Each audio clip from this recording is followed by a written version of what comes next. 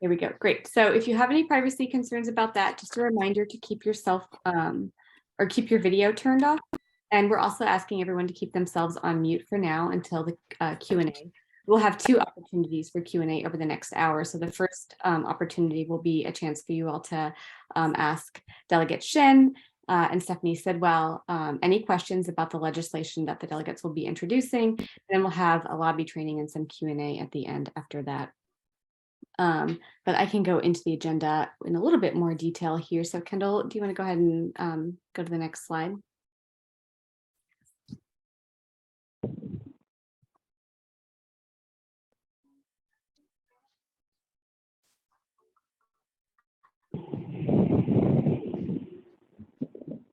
Kendall, are you able to get to the next slide? Oh, there we go. Perfect. Thank you. Okay, yeah, so we'll start with a brief overview about the issue of utility shutoffs in Virginia.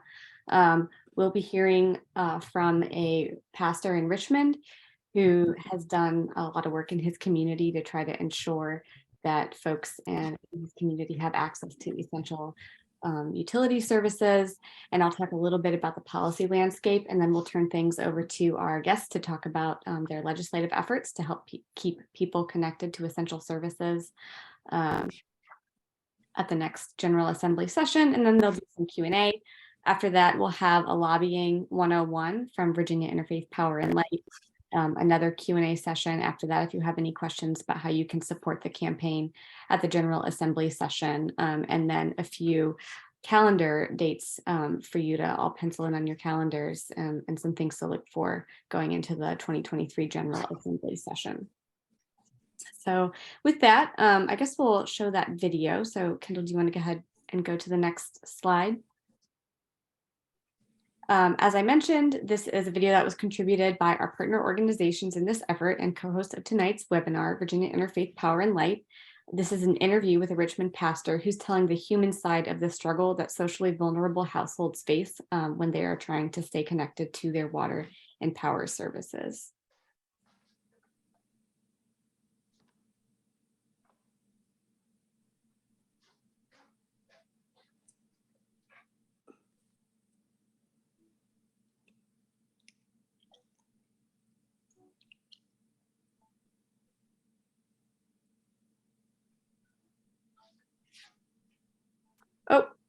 Oh, it doesn't seem like we have any sound on the video. Kendall, are you able to share your audio?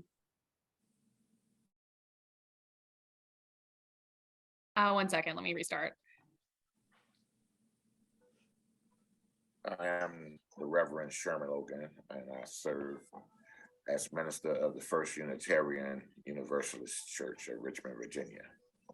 Great. Yes, well, unfortunately, especially over the past 2 years with the advent of COVID, a lot of folks in the community are, suffering financially.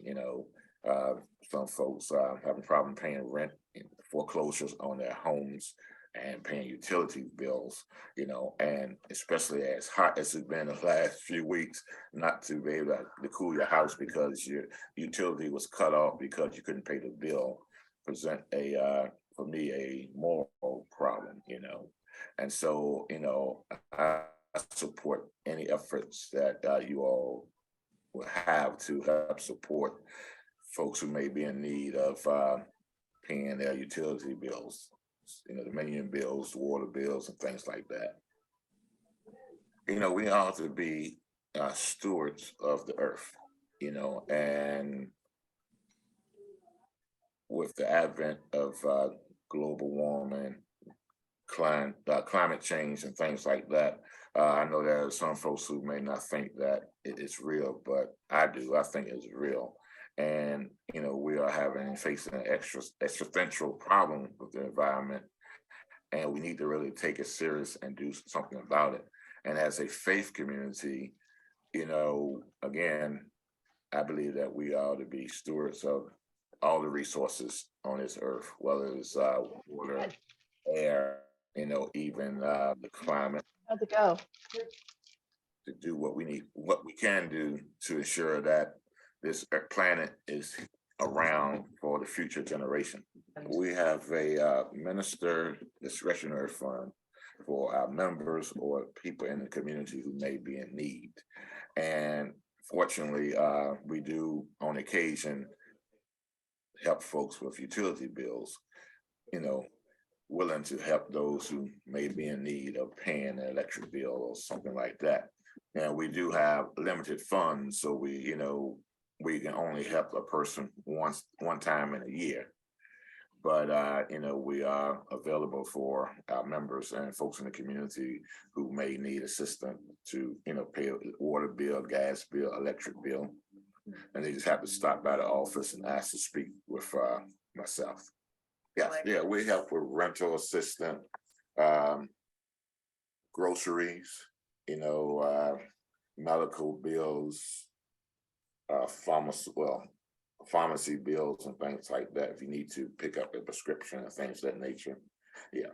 So we do the best we can, but again, we have limited funds, so we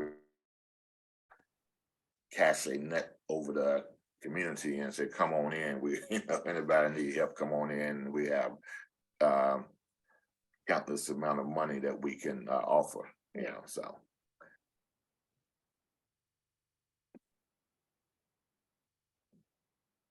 All right, thanks, Kendall. So I think this is a great video. Reverend Logan has helped us to picture the kinds of decisions that struggling households are making when they're trying to stay on top of their expenses. But as you heard, there's a high level of need, and his church alone is not equipped with the necessary resources to provide that critical assistance for utilities and other things. This is where the role of state law comes into play. So I think now it's a good time to look at this issue from the policy side of things. So if you want to go to the next slide, Kendall.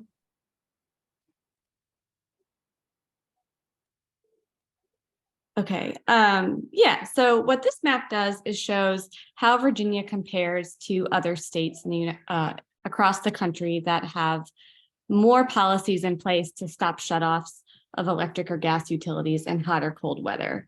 So as you can see, Virginia is one of just 7 states that has no limitation on electric or gas shutoffs. But other states are doing things to limit these things from happening when the weather is really cold or really hot, or sometimes when there's, some kind of extreme weather warning or advisory that's in place. And then other states are also doing more to protect people who have medical conditions or disabilities, and even people who have infants and seniors in the home, trying to put policies in place that prevent electric and gas utilities from shutting off power and water when those factors are in place. So I think it's also helpful when thinking about shutoff policies and where kind of this campaign originated is to go back a few years when the COVID pandemic first arrived, and Virginia and other states were implementing moratoria on shutoffs to protect people and ensure that they had access to, power and water during the health crisis and during the, economic downturn and challenges that people were facing at that time. And so that moratoria in Virginia was in place kind of off and on for a little over a year. And then there was nothing. And so myself and a lot of the other organizations who are represented on this call started thinking about, well, what can we do to try to protect people from shutoffs in the event that, there's another pandemic or another public health crisis that calls for people to be at home and presents, some significant health challenges and so on. And so that's where this campaign kind of started. And I think then, fast forward to now, we're facing high energy costs this winter, where the U.S. Energy Information Administration is predicting that gas costs will rise by 28% and electricity costs will rise by about 10%. And so when you add that to inflation and think about an already high existing energy burden in Virginia, it's just, a recipe for disaster in terms of whether or not people are able to stay connected. So that's kind of the big picture. And at this point, I would like to turn things over to our legislative champions, starting with Shin, to talk about what she has planned in terms of trying to close these gaps in Virginia's shutoff policies. Thanks, Emily. Hi, everyone. Is there a background noise or is it just me? Yeah, I think maybe that will solve for it. I think folks can hear me. Can I see a thumbs up if y'all can hear me? Okay. Okay. Excellent. It's nice to see you all. Thanks for joining us tonight. And I'm so excited to be working with this coalition and this awesome team of people again as we head into the next session. I've got just a few short minutes here, so I was trying to think about like what's the most important thing that I can share, and I thought it was important to talk a little bit about where this started for me, and sort of the roots of it go back to the same time period, that Emily and this awesome coalition started working on it in the pandemic. It was actually pre-moratorium though. It was thinking about it start of March, April, right as the pandemic was ramping up, I guess, and government was shutting down and everybody was shutting down. And we were hearing about stories coming out of Petersburg, where Petersburg residents were having their water shut off. And you think about where we were in March and April and May, where we were coming home and being instructed to wash your hands for 20 seconds under super hot water with a lot of soap.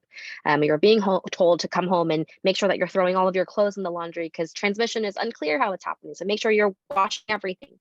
People are coming home after going to the grocery store and wiping down groceries, right? Like that's where we were in the pandemic. And to imagine, sort of as the Reverend said, that there were households and families who didn't have access to water in the middle of a public health crisis like this, that was sort of unconscionable, right? It was less about policy and more just about like, what are we doing, right? Something is clearly broken in the system if that's the case. And so when I was able to, and fortunate enough to partner with Delegate Aird and a number of other organizations in Petersburg to help make sure that we were advocating on behalf of these families and residents to get their water turned back on. And it really struck us as a thing that needed to be addressed legislatively. And so when I was elected in 2021, 2022 was my very first session, we took a stab at this and thought we were going to, take a go. And so HB 1054, as it was introduced in the 2021 session, was pretty broad. And we went in thinking it was kind of common sense, right? Let's make sure that folks don't have their utilities cut off during public health crises, during extreme weather events. And I wanted that to not only apply to utilities like gas and electricity and water, but I also wanted it to include broadband, right? We saw during the pandemic how reliant people became on broadband, not just for school, but also for work, and quite frankly, just for community, right? That's how they were connecting with people. And so thinking about broadband as part of the scope of services now that we really require it to live sort of like full lives. It's not just about gas, electricity, and water. And so that was sort of the way that we approached it. And we wanted to make sure that there would be disconnection prohibition on disconnections during states of emergency, major disasters, public health crises, research shortages, resource shortages, or local emergencies, which can be declared by the governor. And so we went and we were like, great, this is an awesome bill. It's so common sense. And turns out really, really good bills don't always make it out of the General Assembly. And so we spent most of session, quite frankly, going back and forth with stakeholders, including utility providers and this coalition here, to get to a place where, as they like to say in that building, there's peace in the valley, right? Where folks felt like we were in a comfortable enough position to be able to move forward, where we thought that we could have real immediate impact. And sadly, in the very 11th hour, our bill was reassigned to a subcommittee where they eventually voted to lay it on the table. So it did not make it out. But what happened out of that bill was that we actually were able to ask for Chairwoman Byron and Chairman Saslaw, so Leader Saslaw in the Senate and Delegate Byron in the House, who chair the Commerce and Energy Committee in the House, Labor and Commerce and Labor in the Senate committees, respectively, to write joint letters to the SEC asking them to please do a study and to better understand what some recommendations that we could come back with in the next session to ensure that we were going to be able to make progress and sort of have the same impact that we intended to. And so I know that, so our office has been working closely with the SEC. Oh gosh, sorry, hold on. There's an automatic light switch in here, so I got to keep moving, otherwise it thinks I'm not in the room. And so also Jameson Babb from my office is on here. He's my chief of staff. Hi, Jameson. And he is an excellent partner in crime. I'm so fortunate to have someone with his depth of experience in our office. But so Jameson and I have been in close contact with the SEC all summer long as they sent out surveys to utility providers and other advocates, especially consumer advocates, about what are some of the things that they're seeing in the market, and what are some of the needs that they're hearing for, and what are the recommendations that can come out of this in order for us to be able to put forward something for the next session that would be, again, like meaningful and actually reduce immediate harm being caused to these families whose utilities are being disconnected, and still figure out a way to move forward. And so we have not yet received that survey back from the SEC, but we're looking forward, or the results of that survey back, but we're looking forward to getting those back pretty shortly here, because I believe we're supposed to have them by December 1st. Is that right, Jameson? Yep. So they're supposed to have it back to us by December 1st. So we'll have some more concrete answers there. But it also included, so the next iteration will include the bill going into 2023 will be a lot of the same things that we had in HB 1054 as we left it last year, which included like notification requirements within 30 days, figuring out what the percentage of threshold was going to be depending on the different providers. And I think it will also probably include a piece of it, a newer element that came to our attention recently was prohibiting disconnections from happening on Fridays, because what's happening is if a person or a customer is having disconnections on Fridays, whether it's on accident, which is something that happens too, or because of an arrearage, that person doesn't have the opportunity to sort of go and fix that during the weekend when they don't restore connections. And so we're probably going to come back in the next bill with some piece of that to address that as well. So yeah, that's how we started, and that's how we got to where we're going. I feel pretty optimistic about 2023 and taking another bite at this apple. Especially grateful to be working so closely with Emily and Peter from the Appalachian Voices team, and this whole coalition who has been incredibly supportive and helpful. So I really appreciate the time that everyone has taken to be on here with us, and happy to stay on to answer some questions afterwards. Awesome. Well, thank you so much, Delegate Shin. It was wonderful to hear from you and to hear that there's been in conversation with the State Corporation Commission, and that we can expect to know more in a few weeks here. I think at this point, I'm now going to turn things over to Stephanie Sidwell, who's the Chief of Staff for Delegate Jackie Glass, and she'll talk a little bit about Delegate Glass's plans on this issue, and then we'll have some Q&A. Hello. As I said, I'm here for Delegate Glass. She's sorry she couldn't make it. She had to go to an event with her son tonight. So I will do my best to be Jackie Glass for the moment. And we understand that this bill, we have been working on it with the Office of Irene Shin up in the 84th. So we understand that we're going to take this bill forward through in the future, and we recognize that late fees can cause an undue burden on the constituents. So especially constituents that are already financially strained. Late fees can also be a barrier against reconnection. So you have the late fees, and then you have the reconnecting part on the backside. So there is no perfect solution right now, but we are working together, as a delegate pointed out, to work towards a better future. Our office has met with Appalachian Voices, Virginia Interfaith and Power, thank you, the Virginia Poverty Law Center, Virginia Organizing, and several other of the environmental and energy groups. And we know that something else needs to happen.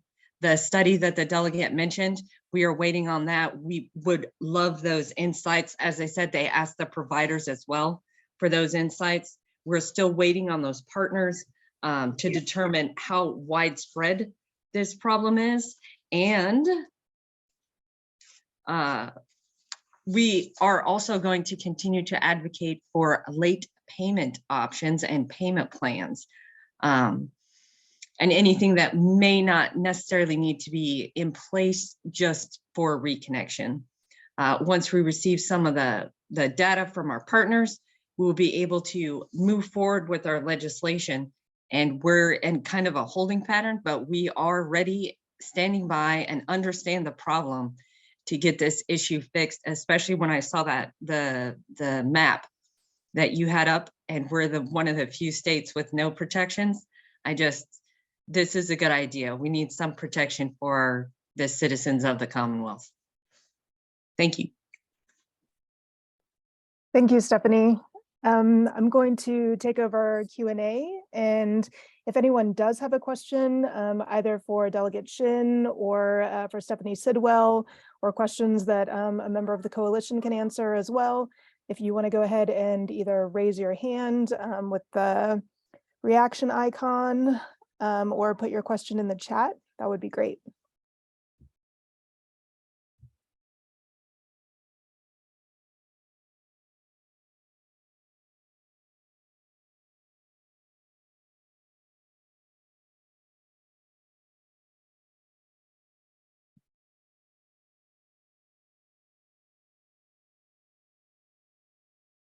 Xander.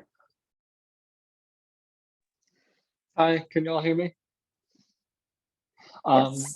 Just from a question for the representatives and the coalition partners, from your experience during the last session and in ironing out some of these details during the past year, are there particular stories that seem to be missing or would be really useful to continue to share as we head into this session?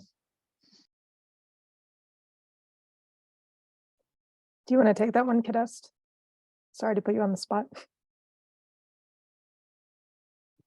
But you're gonna have to repeat that for me because I was not paying attention. I'm sorry, y'all. I'm preparing my presentation still. Xander, I think it was just a question about if there are any stories that are missing that still need to be heard or found. Absolutely. I think within our coalition, we have been trying to get some of the social services that do help folks plan their payment plans, or some community organizations that do help with utilities or any type of like economic assistance. I think that would be a great way to connect to folks that are directly impacted. Even with that video we saw earlier, what we have are community leaders who are representative of these folks. So it will be really a great idea to really be tapped into directly impacted folks. And we're currently alongside with Virginia Organizing are working really hard to get those folks involved in the General Assembly in the upcoming session. But it's always hard to get folks who rarely have the time to have a leisure time for themselves to really get involved in advocacy efforts. So I think we just have to really work hard trying to get directly impacted folks, because personal stories are always, I believe, the best way to convince hearts, as well as some of the data that Delegate Glass's representative was mentioning, right? Thanks, Stephanie, for bringing up that Virginia lacks that huge data that will really convince our legislators in the right way of looking at this issue as a Commonwealth-wide issue and not just a small population issue. Thanks, Kadest. Delegate Shin, did you want to respond to that as well? Yeah, I would just add on to everything that Kadest just said. I think personal narratives and having a collection of like a story bank, right, of folks who have been directly impacted so that they can share their testimony or write into their delegates, I think is the most powerful way of making sure that the folks in that building are hearing from folks on the ground, right? Like how is this going to impact them? And exactly to Kadest's point, changing hearts and minds, the best way and the most effective way is always through stories. And so if there are particular stories, Xander, like around folks who had disconnections, right? And the trouble that they went through to be able to get restoration of services, like that's probably the most interesting story to us because we keep trying to show how much of a barrier it is. And the reason, and we're so grateful for the partnership of Delegate Glass's office on the late fees piece, because what I didn't talk about, but was very prevalent in the reason that we wanted to work on this is because the literal barrier of restoration of services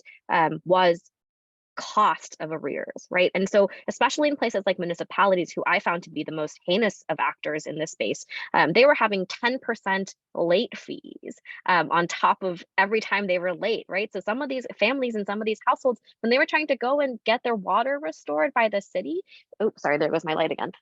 They were trying to get their light or their water restored. I'm trying to get my light restored. They're trying to get their water restored. They were trying to go and have that done, and the amount that they were already overdue was upwards of $300, $400, $500, right? So you're talking about a pandemic when everything is closed, you're out of work, people are not sure what's happening, and like that barrier is too high a cost to overcome to say, hey, let's have water turned back on. And so wherever there are narratives about this, I think it's really important to encourage folks to share those, especially with these advocate organizations like Virginia Interfaith Power and Light or Virginia Organizing. Thank you, Delegate Shin. Let's go to Peter, and then there's a question in the chat from Victoria. Hey, thanks. Delegate Shin, it's good to see you. Thanks so much for your leadership. I was thinking about the bill that you sponsored last year, and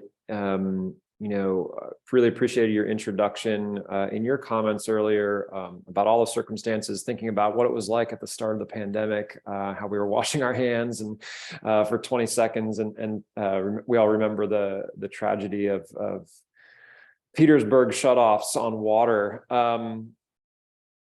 And I know that your bill ended up being a little bit more narrow in scope, having to do with electric, gas, and water utilities, maybe narrower than you would have liked, because you mentioned the importance of broadband. And so I just wanted to maybe give you an opportunity to hear your latest thoughts on, like, are you coming back to the broadband issue, or is there a different approach? Like, what are your thoughts on broadband these days and making sure that we all have access? Totally. That's a great question. Hi, Peter. It's nice to see you also. So the broadband piece is something that I'm going to continue to try and chip away at. Quite frankly, and I'm happy to share this in this space because I feel like we're all allies here. I'm probably not going to tackle the broadband piece for next session because it's a short session, and I'm really focused on getting through what the recommendations we were looking for from the SEC were, right? That's like going to be my pinpoint. But also because the way that broadband is defined in the Virginia Code makes it really hard for us to say that that's a utility. And so like, because they're not even considered telecoms, right? Broadband is a whole separately regulated industry. And so trying to figure out how do we best basically redefine broadband in order for them to have the sort of same regulations and oversight that any of the other utility providers might have under the SEC, I think is going to be a much larger fight than I'm prepared to take on in a 45-day session next year. But like my reassurance here is that like, and to share that my commitment is still there, right? I think absolutely that that does not go away for me, right? Broadband is still as much an integral part of people's everyday lives right now as any other utility is, and we should, I think, as a matter of policy, treat it as such. Thank you. Victoria's question, which she says is partly answered, was about, how can we best show our support for this policy or show our representatives that we're in support of this policy, which forms of outreach to our delegates and senators are going to make the biggest impact: emails, petitions, calls, and that's, for Stephanie, or if Delegate Shin, if you have more to add on that.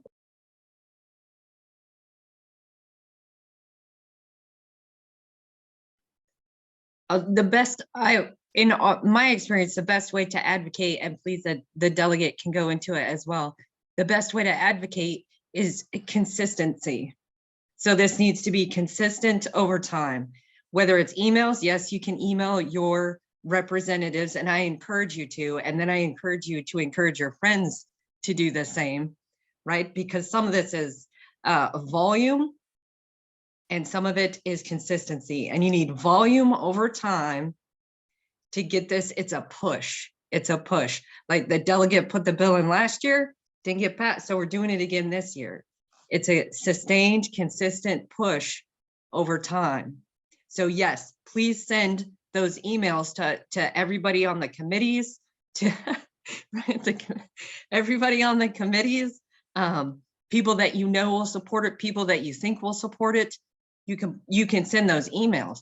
But again, it's volume and it's over time. And if we're talking, this is a statewide bill, right? It's impacting many people over a very large geographic area. So those, those elected representatives have to get that too. So consistency and volume. So do it yourself, and then get your friends to do it. And then don't think it's a one and done. Don't just do it once. Re-engage, engage again, follow up, right? And sometimes I know that the delegate and Jameson can testify, you get so much email, you can't go through it all. But what I can do is say, hey, we have been receiving a lot of email on this topic. We might need to delve deeper into this, right? And I very much suspect that most of the other offices are set up the same. So volume and consistency, and realize that sometimes it's a multi-year push. I think I ran into a delegate the other day that said, this is year number 5 that they're putting in a bill, right? So it's over time, consistency and volume. Thank you. I'll just add to that, Stephanie. I think in terms of like tactics, and also hi, Victoria. In terms of tactics, right? I think emails for us and the way that our office logs it is because of the way that the platform is on the back end for delegate stuff, right? We're able to mark like X constituent wrote in or sent an email on this, and we track to Stephanie's point exactly, especially it's flagged for us if it's based on volume. If we're hearing a lot on its particular issue on a particular bill, that's going to get marked for us and flagged for the members. And then I would also add that, you know, I was a poli-sci major in college, and the thing that we always learned was that every politician is most interested in their own reelection, right? And so the most meaningful, I think, messenger of an advocacy message is always going to be a constituent. If you're writing to that a committee member, that subcommittee member, try and find folks in your membership bases who live in that person's district, because like that's the one that they're going to pay attention to. Like a constituent is always going to have be a higher priority and a better messenger than just a constituent of the greater Commonwealth. And so I would say as much as you can, like hone in on your membership bases to figure out whose district do they live in.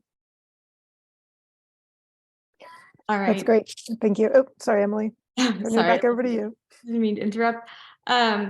Well, I just want to share a big shout out and thanks to Delegate Shin and to Stephanie for the time that you've spent with us tonight. I know y'all are busy, and those final comments especially were, you know, just a really great segue into the next part of our training, which is about we'll be about to begin here in a second. And I just love that mantra: consistency and volume, and that's a good thing to keep in mind as we continue to do that outreach. So thanks so much for your time. You're welcome to stay with us for the rest of the evening, but I understand that y'all are busy, so if you need to go, no worries. But before we move into the lobby training, I did want to just highlight some key dates coming up to be aware of at the General Assembly session. So at the end of December, that's when the bills that have been filed will be available online and publicly viewable. So that's when we really start watching to see what is going to be under consideration during the General Assembly session. And then January 11th is the last day for those bills to be filed. And that's the same day that the legislative session begins. So those are just some key General Assembly dates, but then in terms of things that you can be doing to help support this campaign, Virginia Interfaith Power and Light is going to be having a couple of environmental justice lobby trainings. Those will be on Thursdays in the evening, December 8th and January 5th. So go ahead and put those on the calendar. And I think Tanisha is going to be sharing the links to those in the chat. And then this week, Appalachian Voices released a report on shutoffs, which also includes that map that was on the slides earlier. And so I'm hoping that will be a resource for you all to continue learning, and then something that you can share with your legislators as well. And then Kendall, can you just go to the next slide real quick? Awesome, thanks. And so there's also going to be a couple of in-person lobby days in January. So one that the coalition who's been working on these bills will be putting on will be the Day of Action for Affordable Energy on January 26th.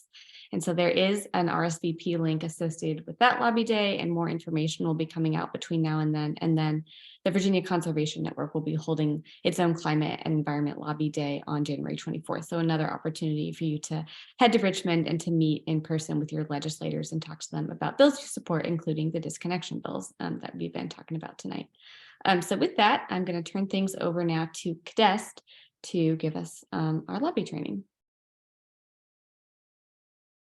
Thanks, Emily. Hi, everybody. My name is Kadest Cabray, and I am the Communications and Campaigns Manager at Virginia Interfaith Power and Light. And I just want to start off by saying thanks for making the time on a Wednesday at 6:30 something to still stick with us.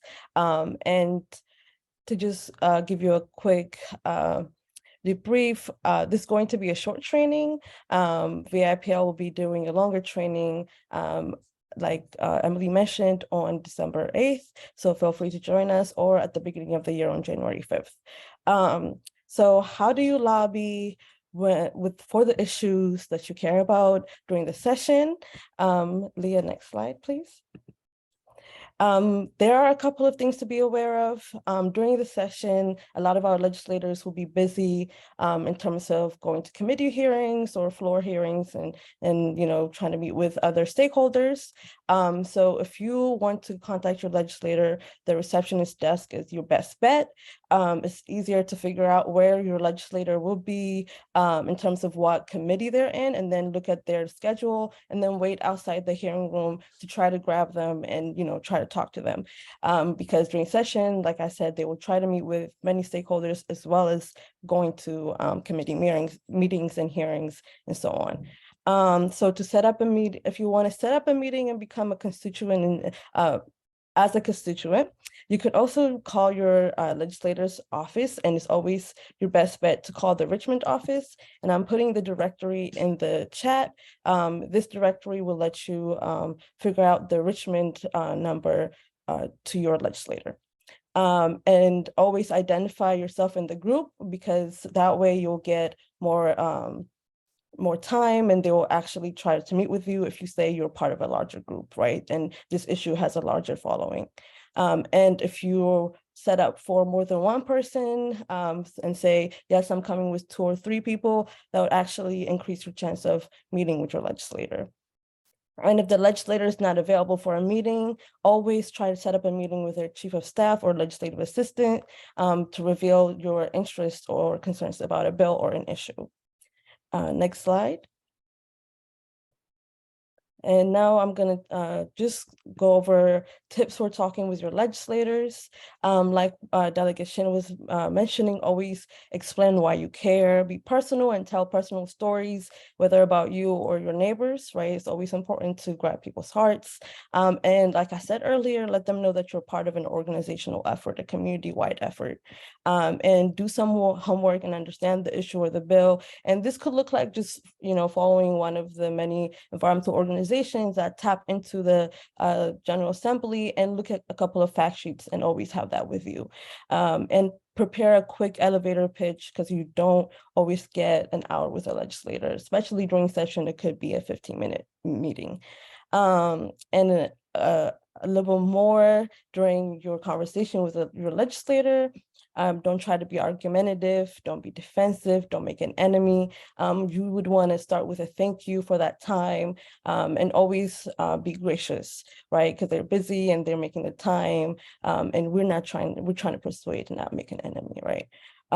And before you leave your meeting, always give them a hard ask, or be sure that you get a commitment. We don't want that meeting and that time to go to waste, so make sure you get an okay from them that they'll follow up on an issue, or they would look into it, or even support a bill, right? This goes side to side to do your homework. Always bring a fact sheet or a one-pager and show that to your legislator. Be upbeat and optimistic, and try to have a pleasant time, right? And always, this goes to Stephanie's point, follow up promptly, right? Whether it be through an email or a call, it's always good to be persistent. Next slide. Another way to engage your legislator, like I said, every legislator will be a part of a committee. So whenever a bill or an issue is sent to a committee, and that committee holds a public hearing before they vote on an issue or a bill, folks can testify during this public hearing, right? And so while you're testifying, because it's like a smaller committee, you will have less members to convince. You can talk to multiple members at once. If it's a hot topic issue, media might be present, right? Or one of the stakeholders might invite media there, and anyone can speak. So this will give you a short period of time, less than even 15 minutes, but an opportunity to be able to still engage multiple members of the General Assembly. And quick tips for your testimony if you are in Richmond to testify. you would always want to start by thanking the chair and the committee, and make sure you keep your remarks brief, because you get at best 3 minutes if there aren't a lot of people testifying, maybe even 30 seconds if there's a lot of folks testifying, right? And say where you are from, why you are there, right? So make sure you mention your district, especially if you're, stalking your legislator to their committee meetings, right? Let them know that in that space and time that you are their constituent. And speak about your personal impact, or what this bill will have for your, the impact it will have for your neighbors or folks that you care about. Next slide. Other ways to lobby. Since the 2021 legislative year, and because of COVID, there has been an added virtual engagement to our lobbying experience.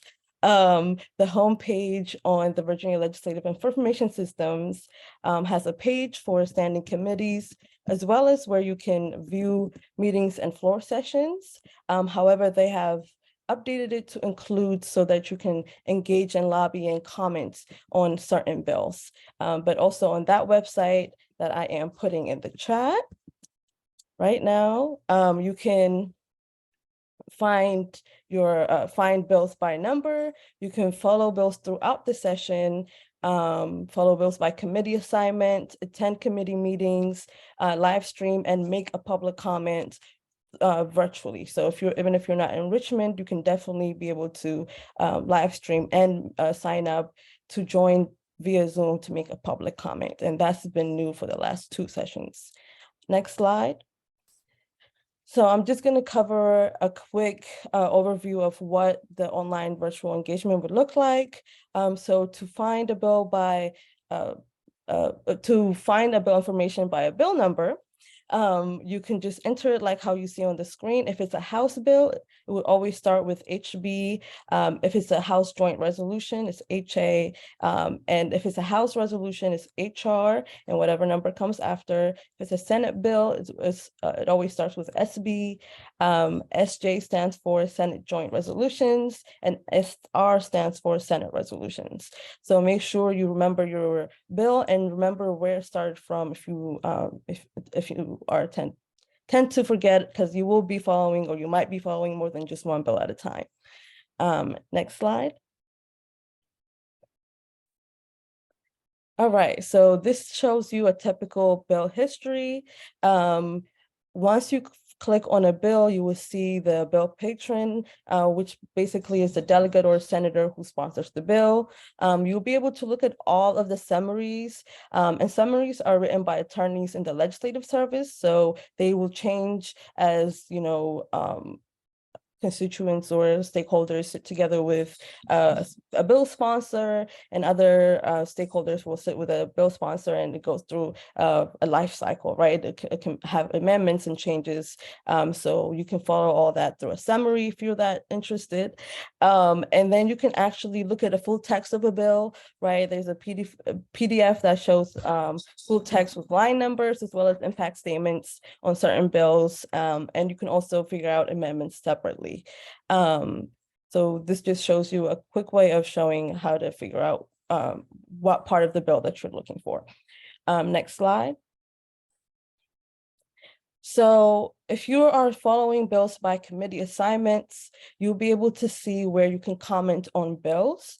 Like I said, since the 2021 legislation, we've been able to comment online, and that will be counted as a lobby or as a way of influencing our legislature. So if you're kind of out of town and you can't come to Richmond, you can always comment on your bills that you support.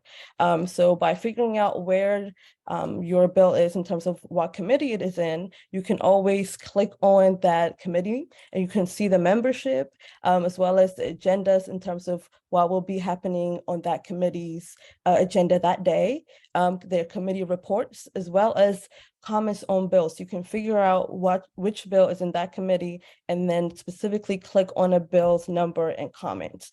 So for schedules of when bills will be reviewed by House committee, you can always check the agendas and committee reports. So if you are in Richmond and you know your legislator will be in a specific committee, you can look at the agenda and know what time you should wait outside their door. Yeah, and you can also look at committee dockets for schedules of when bills will be reviewed by the Senate. So it will, in the House, it will say agenda, and then in the Senate, it will be dockets. Next slide. All right, so how do you attend committee meetings virtually? The homepage on our legislative information systems has a page for standing committees, as well as where you can view meetings and floor sessions. So you can look at committee meetings and the floor sessions and look at a live stream of what is happening just to follow along as well. Next slide. And specifically, if you click on meetings, you can see where you can public comment and even live stream for specific committees. Next slide. And you can also register to make comments virtually. This can happen in the Senate as well as in the House. And you will click on your committee and click to make a comment, and you can make a written comment or a virtual comment, and it will direct you to a Zoom where you can sign up and you will get an email confirmation for your registration. Next slide.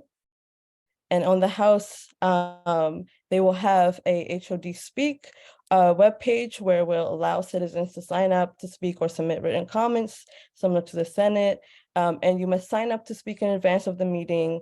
And you cannot sign up an hour before the meeting, because then they will shut off any registration. And as in live meetings, not everyone who signs up gets to speak because of the time constraint. So you might not even get any time to speak if there are a lot of folks registered to speak.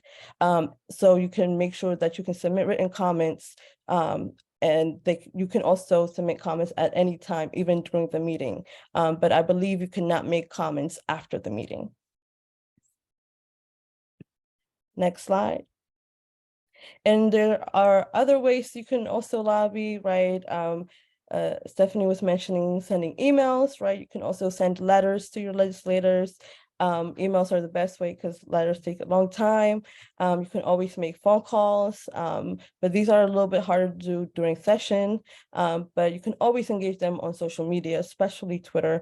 Our legislators are on Twitter and they love Twitter. So you can always tweet at them about a bill that you care about, and attend other town halls like this one or any other upcoming events that many of our partners are hosting. And next slide. And I understand I've been talking super fast. I didn't want to cut any time from our Q&A, but if you want to learn more, you can revisit this whole topic and dig in a little bit deeper in terms of understanding how to figure out your committee and following a screen share of how to navigate Elias and so on. Just make sure you sign up and we'll definitely follow up and make this whole process easier for y'all. And that's it.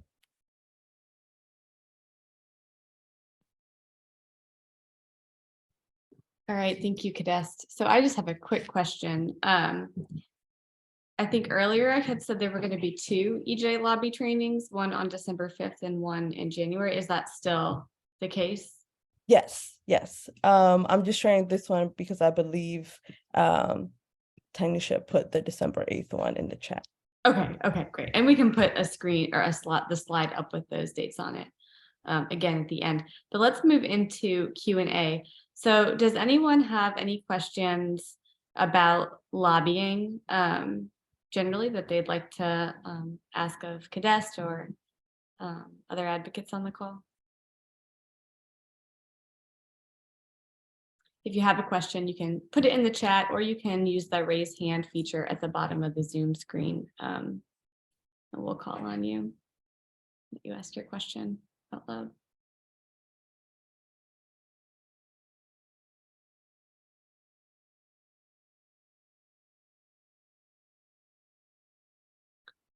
All right, well, I'm not seeing any questions about lobbying. Kadest, will those slides be available to share with attendees afterwards? Absolutely, yes. Okay, great. Yeah, it's a lot of information. And so definitely want to make sure that people have a resource that they can turn to help remember all those little details. And thank you so much for that. That was really informative and great. So yeah, I guess not seeing any questions about lobbying. Are there any questions about the issue of shutoffs generally that we can try to answer? I know our legislators are gone, but you know, there's a lot of folks still on this call who have been working on this issue for a while. So we'd be happy to try to answer questions in the last couple of minutes on that.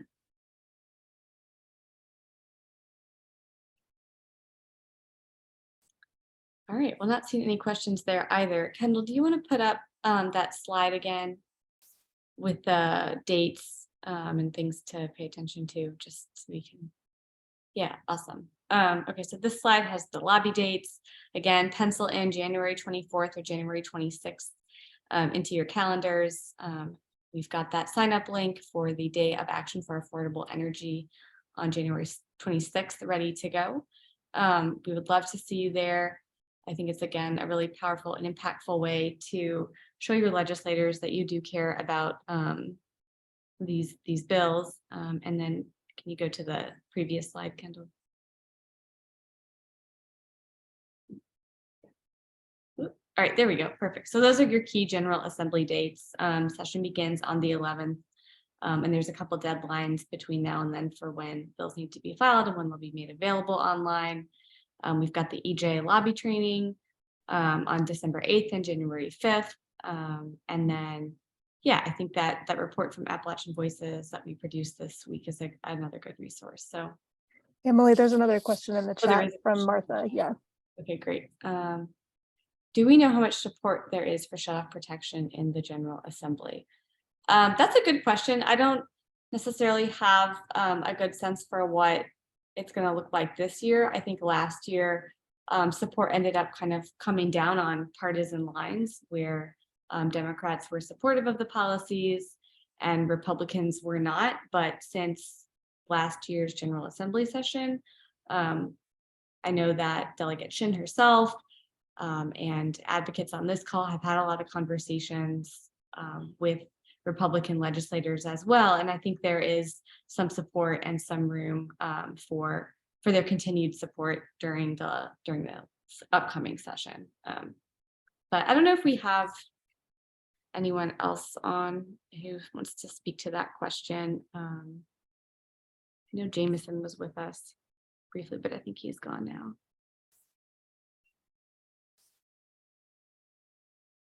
Yeah, anyone else want to make any comments on this topic?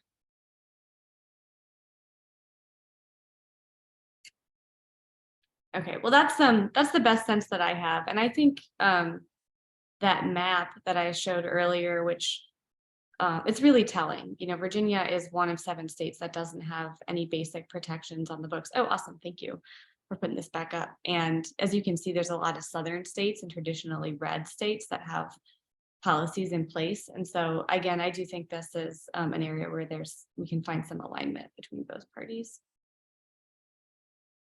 Thanks for the question. It's a good one.